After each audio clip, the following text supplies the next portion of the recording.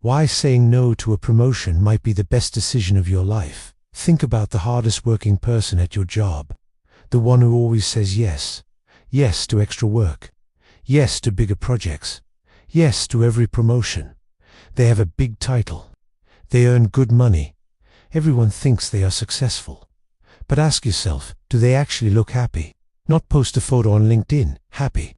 Really happy. Because I know a version of that person, and maybe you do too, who comes home at 7:45 every night. They eat dinner standing in the kitchen because they are too tired to sit down. They check their emails one more time before bed. Then they lie awake thinking, is this really the life I wanted? The promotion came. The raise came. The big title came. But somewhere along the way, something important quietly disappeared. This video is about what that something is. And it's about the people who saw this coming early, said no thank you to the promotion, and ended up in a much better place 5 years later. A wealthier place, a happier place.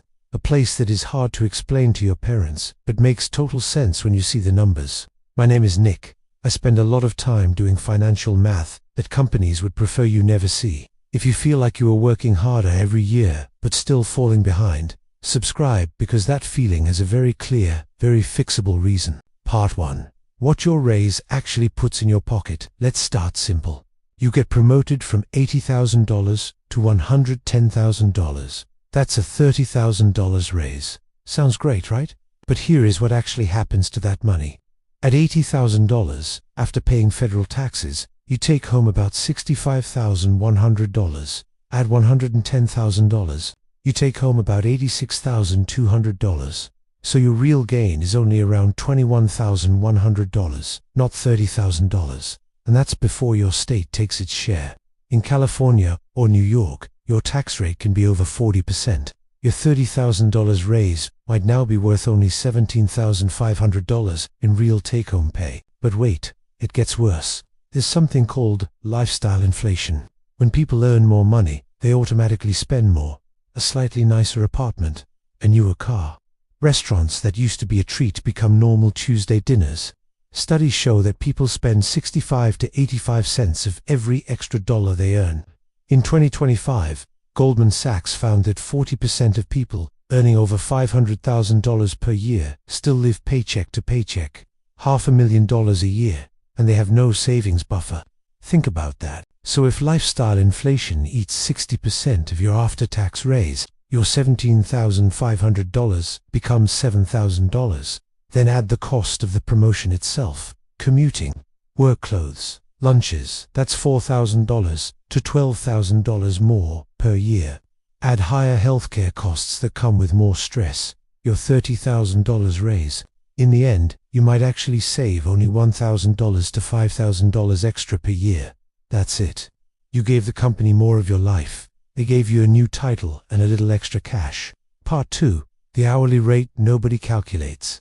Here is a simple calculation that almost nobody does before accepting a promotion. It's called your real hourly rate. A VP earns $130,000 per year. A senior individual contributor who said no to that role earns $90,000. Now let's divide by actual hours worked. Research shows that more than half of managers and executives work 51 or more hours per week.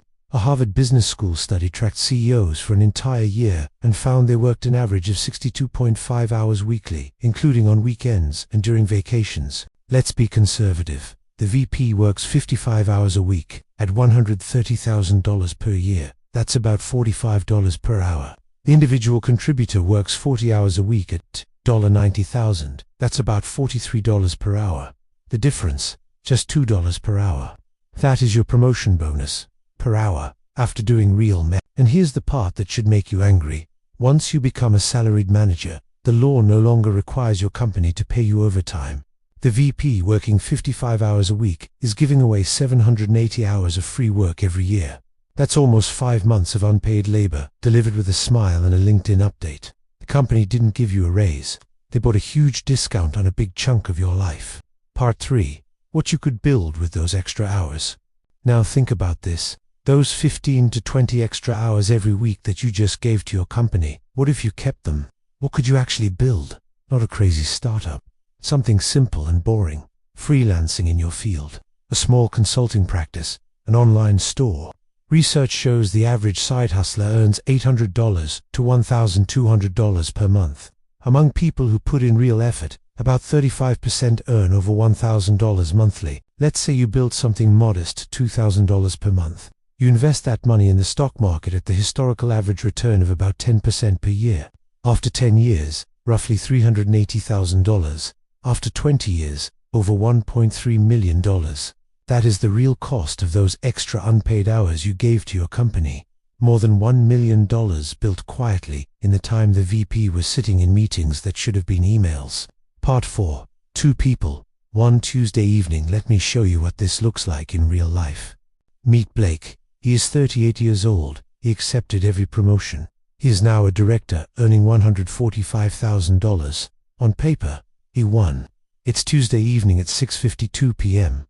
Blake is still at the office. There's a company reorganization happening. His boss needs a presentation by Thursday. He has a struggling employee to deal with, and he has 47 unread messages from today. He'll get home at 8:30. His kids will be asleep. He'll eat whatever's in the fridge, standing in the kitchen. He'll check email one more time. Then he'll set his alarm for 6:15 a.m. His mortgage needs his current salary. His 2 car payments, over $1,500 per month, need his current salary. Private school tuition needs his current salary. His retirement account has $87,000 in it. That sounds okay until you realize he needs about $1.5 million to retire comfortably. There's never much left to invest after all the bills. Now meet Jordan, the same age, 238. She said no to the last 2 promotions. Her boss looked at her like she was crazy. Her parents keep asking if everything is okay. Everything is great. Jordan earns $98,000, works fully from home, and is making pasta at 6:15 p.m. like someone who controls her own life. Her retirement account has $212,000 in it because she has been maxing out her contributions for 7 years. The same year as Blake was getting promoted and spending his raises. She has $34,000 in investments. 2 years ago she started a side consulting business. It now earns $2,400 per month, which she mostly invests. She went to Japan last year. She reads books for fun. She genuinely cannot think of what she's supposed to be stressed about. Blake earns $47,000 more per year, but Jordan has $125,000 more in investments.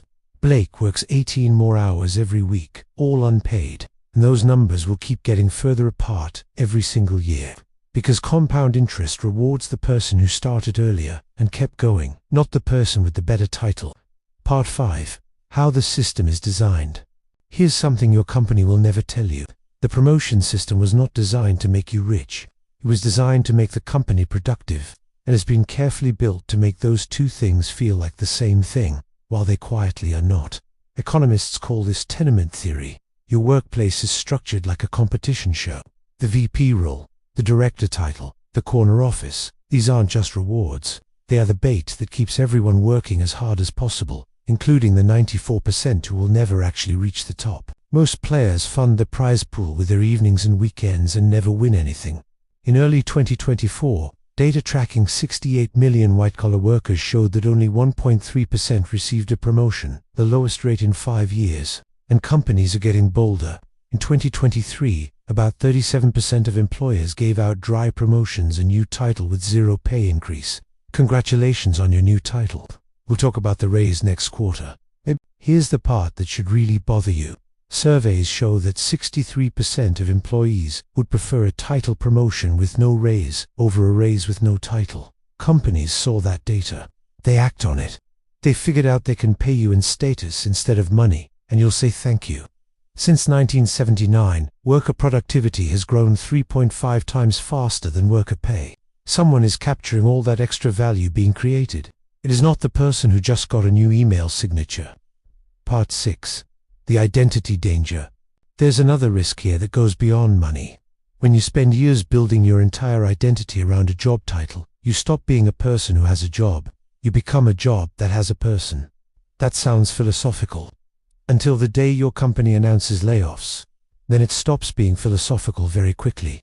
Research found that losing a job feels psychologically more like losing a close relationship than losing a paycheck. For people who climbed hard and fast, a layoff doesn't just take away income. It takes away the answer to who am I? Middle management accounted for 31% of all layoffs in 2023, up from 20% in 2018. Google cut thousands of managers. Amazon announced plans to have more individual contributors and fewer managers. The people losing their jobs weren't bad performers. They were the climbers. When Jordan gets laid off, she has sharp current skills, a side income, low fixed expenses, and real options. When Blake gets laid off, he has a mortgage that needs his old salary, a resume full of titles instead of skills, and $87,000 saved at age 38. A study of $1.7 million employee surveys found that golden handcuffs was the most common phrase used by burned-out employees to describe why they stayed, not what they loved, or they couldn't afford to leave. That's not a career. That's a comfortable trap with good dental insurance. Part 7. What science says about money and happiness. To researchers who publicly disagreed on this question ran a joint study together to settle it. What they found was more nuanced than either expected. Yes, happiness does go up with income. But after around $100,000 per year, the gains get smaller and smaller very quickly. For people dealing with depression or serious anxiety, happiness stops growing at around $100,000, no matter how much more they earn. Meanwhile, surveys show Americans believe they need about $284,000 per year to be happy. Younger adults estimate even higher. The research says the real number for most people is between $100,000 and $200,000. We are overestimating what we need to feel okay by 2 to 5 times, and destroying our weekends, chasing the difference. Here's the finding that really surprised me. A study of over 12,000 investors found that having just $2,000 in emergency savings improved financial well-being by 21%. Having income over $500,000 improved it by only 12%. The single biggest predictor of feeling financially okay was not salary. It was a small emergency fund. Just knowing that one bad week won't destroy you beats a 6-figure raise every time. Part 8. What saying no actually looks like. More people are making this choice than you'd think. A survey of 1,000 full-time employees found that 62% of individual contributors actively prefer staying where they are rather than moving into management.